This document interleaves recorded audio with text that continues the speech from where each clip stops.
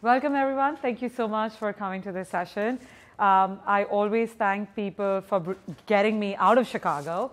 I just flew in from Chicago this morning where it was 37 when I left there. So I'm super happy to be here, but I'm super surprised that it's so chilly here. I was hoping I came here without a jacket. I just got a little coat in here. But is that normal for Texas? Never, no. So this is just special the day I decided to come from Chicago. Got it. I know this presentation topic was a little vague, but what I thought about what I would touch upon was give you a little flavor of how I started my journey, what I am doing, and some takeaways that I have from my journey that people who want to cause impact and change can probably use from my experience to cause change in the areas that they are in. So it says, my presentation says pre-K teacher to CEO. They missed one part, which is I started with an engineering degree, then I got a teaching degree, then I started a company, and then I became a CEO.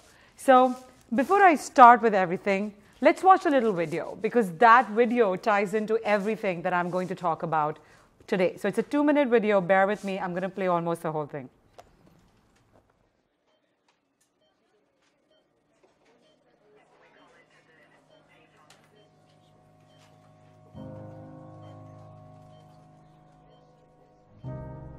When we're laying on our deathbed, you're not going to worry about how much money you had, how much power you had, how much prestige. You're going to see that that was all game, that that was all an illusion.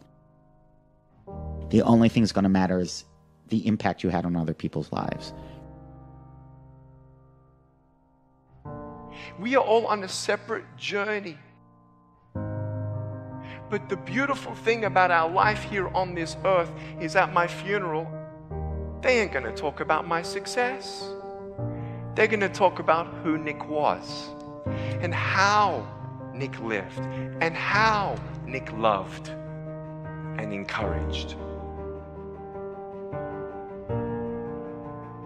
Success is incredibly important, but even more important than success, it's having an impact. It's knowing you haven't walked the planet in vain. It's knowing that because you've been here, you've blessed lives, you've developed people, and you have made the world a better place. Okay, why did I show you that video? What profession are we in? We are in the profession of touching kids and people's lives every single day. We have the opportunity every single day to make someone's life better. And if you go by the principles of pay it forward, that someone, that child tomorrow as an adult can make someone else's life better.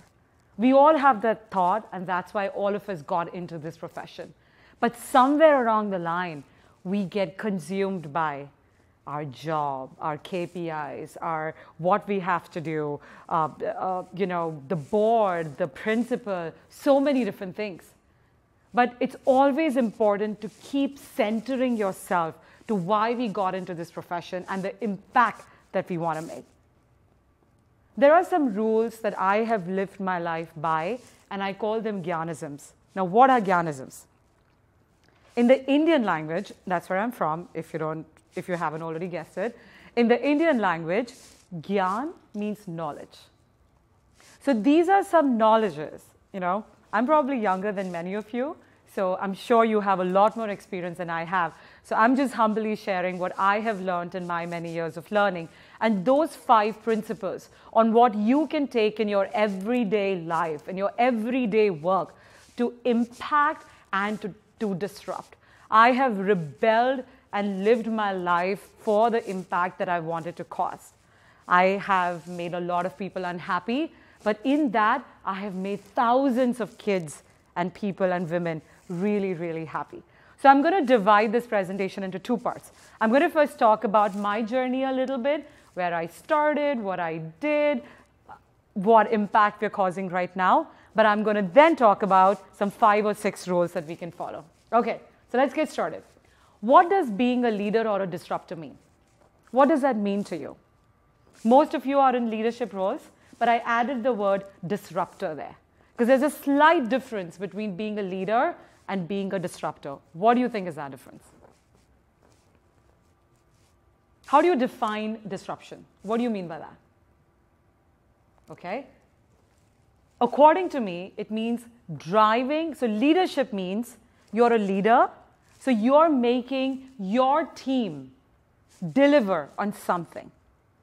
And disruption means when something was happening for thousands and hundreds of years in a certain way, but you're changing it in a certain way.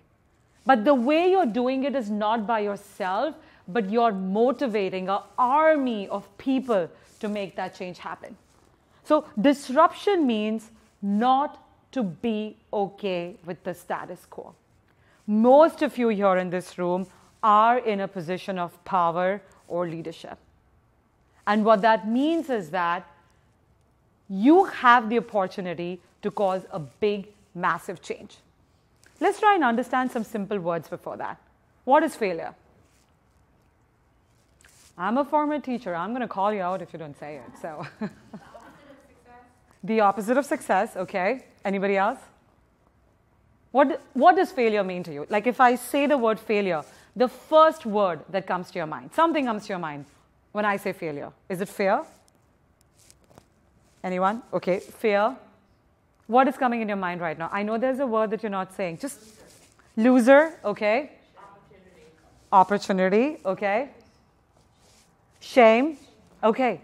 Here is how I think of failure. And this is just my viewpoint and I might be wrong. I think failure is awesome. Every time I failed, I was like, something happened to me every time I failed. And I fail every single day. Let's look at another word. What is struggle? What do you mean by struggle? It's hard. It's challenging. Mistakes. I think struggle is awesome too. That's just my theory. I like to torture myself. I think failure is awesome. I think struggle is awesome. And here is the reason why I think so. It teaches you to survive and it teaches you to fight. Not with each other, but with yourself in order to learn. So to me, the word failure, the word struggle, ultimately takes me to the point of these two things make me deliver in a way that it made me learn something. And that is what leadership and disruption is all about. The true leaders and the true disruptors master the art of failure and master the art of struggle, where they don't think of it as something went wrong, but they think of it as, I learned something out of it. I think life is all about inputs and outputs. All of us have tried to change something in our lives, like let's say I want to get up at 4 a.m. in the morning and start running. Do I do it? No, because there's not enough input into that, but I always want the output. But you don't get the output without doing everything in your capacity to put into this input funnel. So I'm going to share a little bit about my input, okay? So I already shared with you, I came from India. I was born and raised in Mumbai. Has anyone heard of Mumbai? Okay. It's a super fast city. It's like New York meets Los Angeles. Everybody's just moving and running all the time. And I was one of them. I was moving and running, not knowing what was happening in my life, because this is what was happening in my life. When I went through K-12 education, I am not joking, I struggled and failed every single day. The structure of school did not work for me. I used to stammer. So imagine you're in grade 1 and I don't now. That was a struggle. I could have put my boots down and said, I failed, I will never be able to speak again.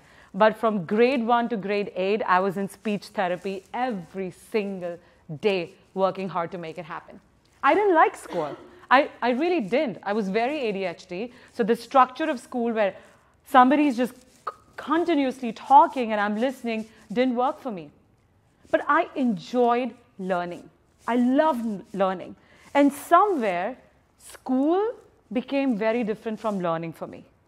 And I struggled with that. I wanted to learn, but somewhere the system was failing me.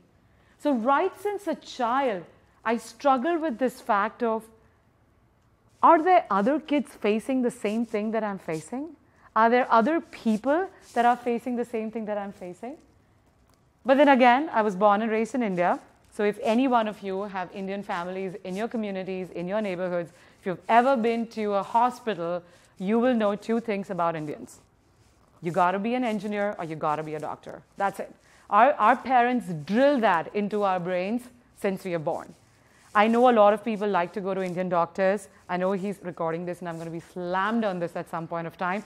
I tell people, when you go to an Indian doctor, there are many who are in it for the joy of it, but there are many in it because they don't have an option, right? So yes, I had to get an engineering degree. I'm an industrial engineer, but I absolutely hated it because it wasn't my passion. It was an education institution that I did not want to learn anything. But then I went ahead and I got a teaching degree. I tried to find a clipper that looks like me. So, so then I went ahead and I got a teaching degree.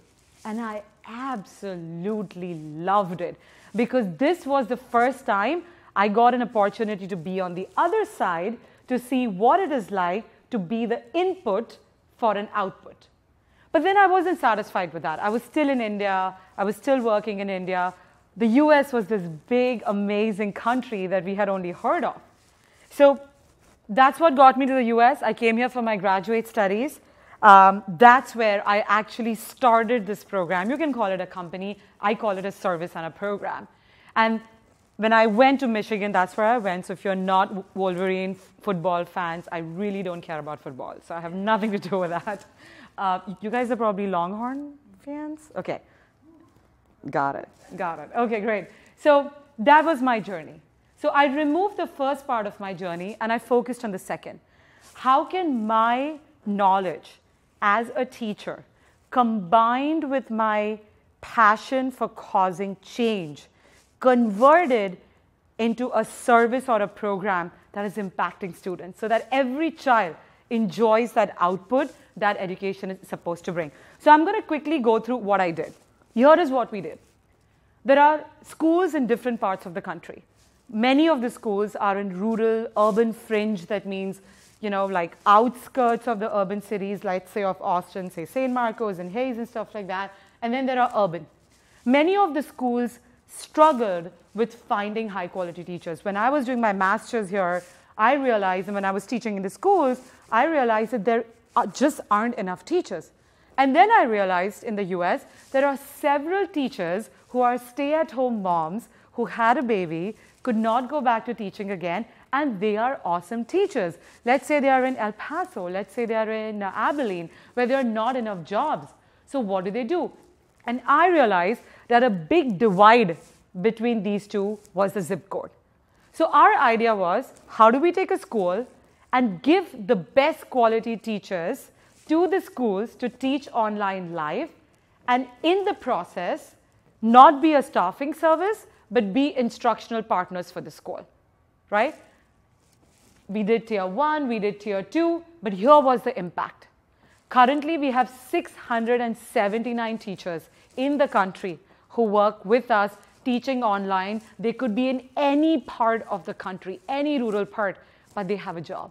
And 84% of these are women. There were two passions that I had in life.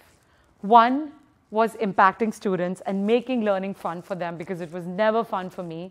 And second was giving women an opportunity to have a voice for themselves.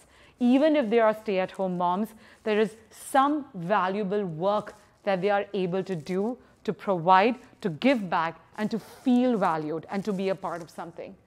In this whole process, the impact that we've caused is we have taught 80,000 low-income students in rural, urban, and urban fringe school districts across the country in several concept areas. But that is our disruption. My job standing here in front of you is to give you some pointers on how you can cause your disruption. So let's start with that. I promise I'll give you Gyanisms. I actually have 6. Sorry, I started writing 5 and I thought of another one. So the first thing is find a big problem to solve. If you want to cause disruption, many of us keep circling in our circle of influence. Home, job, boss, kids, somebody doesn't like me. All of that happens to each one of us. Okay? So I'm going to take a moment here and just talk to you. And I want you guys to please interact if you can. Have any one of you ever thought of a problem? It could be in your neighborhood. It could be in your zip code. It may not be a global problem that you have thought that in my capacity, I would love to solve this. It may not be related to education. It could be anything. Have any one of you ever thought about that?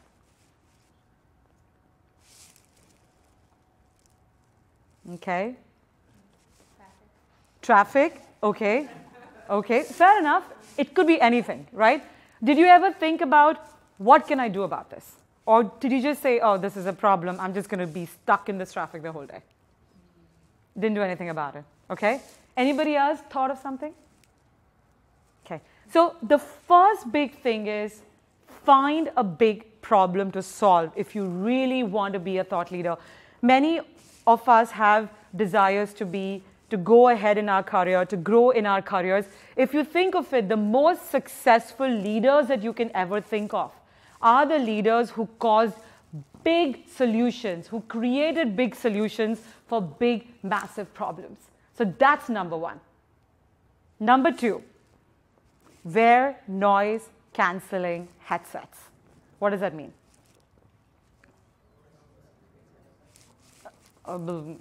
Can't hear it. Okay. Maybe someone wants to raise their hand? Sorry? Exactly. Exactly. I am a big believer. I tell my team every single day, wear noise-canceling headsets and be on your path. Most of us are women in this room. We know what I am talking about. When you start on a journey, there will be many men and women who support you, and that is great. But there will also be many men and women who are going to make sure that you don't succeed. It may come from your professional background. It may come from your friendship. It may come from your personal. No matter what, if you want to cause disruption and be a true leader, you got to focus on what you're doing. It's very hard. It's very difficult. You will feel like breaking every single day. But you know what? The joy for what you're trying to disrupt and change, and it may be traffic, is so immense that nothing else will matter anymore. You will be in this zone and this bubble that everything else is out of that. So that's my Gyanism number two. Wear noise-canceling headsets. Be a horse jockey. What does that mean? Oh, I know Texas loves their horses, right? So what does it mean to be a horse jockey? Spur things forward. Spur things forward, okay. What else? Race to the finish line. Yes, race to the finish line. Fantastic. What else does a horse jockey do? How do you become tunnel vision? Absolutely. Blinds. Keep focusing. There's another thing that a horse jockey does. All of this is true, and that's the reason I've written it. But one more thing. If you see a horse jockey, they keep falling and they keep going back on the horse. They keep falling and they keep going back on the horse. When you're on a journey to achieve something, and this goes back to my point of struggle and failure is awesome. It's this. If any one of you have ever been in a yoga or a Pilates class, you sometimes want to kill your instructor because they keep saying last, last, last, and they keep pushing you, right? You keep feeling that it's your break point, but you know what? That's what makes you better and push yourself. So actually, being a horse jockey is great. The more you fall, the more you pattern recognize and understand, the next time I'm not going to make this mistake, and I get back on the horse and I keep galloping. So I'm solving a big problem. I have my noise-canceling headsets on, and now I'm on a horse, galloping, focused on that vision, and I'm falling and I'm coming back in. So get your EQ on. What does that mean? I truly believe as women, and this was a women in leadership, so I took a little bit of liberty to do this. I truly believe that women are stronger leaders, Not that men are not strong leaders. Men are great leaders, but stronger because of the EQ that we naturally have as nurturing people, right? Many of us are mothers. We may not be mothers, but we are educators. As educators, we are nurturing every single day. It gives us a certain level of compassion. You can be a disruptor and a leader, but you cannot have compassion and EQ. And that is never going to cause real impact and social good in the world. So when you're doing all of that, when you have a big problem to solve, when you are wearing your noise-canceling headsets, you're going all the way and being a great horse jockey, remember that your EQ is on, where you are able to adapt to every situation boldly. Any questions so far? Okay, great. Build a team smarter than you. I'm sure all of you have heard this many, many times. This is not something unique that I'm saying. But it's really, really true. If you are the smartest person on your team, I would say you're the dumbest person on your team, or you're the dumbest leader. Because your job as a leader is not to micromanage or do somebody else's work, but your job as a leader is to find the best people and the smartest people. So it's not just about building a team smarter than you, way smarter than you. So go to the extreme and find those people. They may be anywhere. Every time I am outside, I'm there, I am constantly looking for people. Who is this person? Who's that person? I'm constantly looking for people who can join this journey of what we are trying to do to change the way classrooms work forever. So this is number 5. And I told you that I added one more. Don't ever follow money. I know it's really hard to believe that, but trust me. If you follow money, what are you really following? You guys are sitting here in this room today because there was a description about something that I did, and you were probably intrigued about what this is all about. What is she going to talk about? No idea. This is something that is really, really important. Follow impact, and that ties back to my first video that I showed about impact. So the reason to not follow money is we all need money. We all have to pay our rents. We all have to pay our mortgages. But when you really think about social good and impact, and if you're changing world in a big way, in this country, that will follow. But that's not what you are working towards. That's pure capitalism. You can have a social good attached to your mission that is causing disruption and that is still impacting and changing the world. I learned this very, very early in my life. Like anybody in my early 20s, I wanted to make a lot of money. But then I started realizing I just wasn't happy. Every time I made more money, I wanted to make more money. And then I wanted to make more money. Nothing gave me happiness. Now, it's just about the work that we are doing. And that impact gives the internal joy. So I wanted to put this in there just as a joke because do you know what that means? Namaste. Has anyone ever done yoga before? Okay. So namaste is an Indian word which basically means greeting. I asked my team that, what does namaste mean? And they said, peace and love to all. I was like, no, that's the American definition of namaste. The Indian definition of namaste simply is hello. That's it.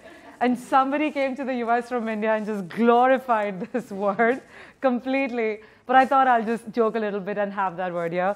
So thank you, actually. This is what I really wanted to share today, was the 5 or 6 Gyanisms. And I hope that you were able to take something from it that you can take back to your zip codes and cities and lives to cause disruption and change in some way in whatever capacity that you can. I'm happy to take any questions now or later on, but thank you so much for coming in.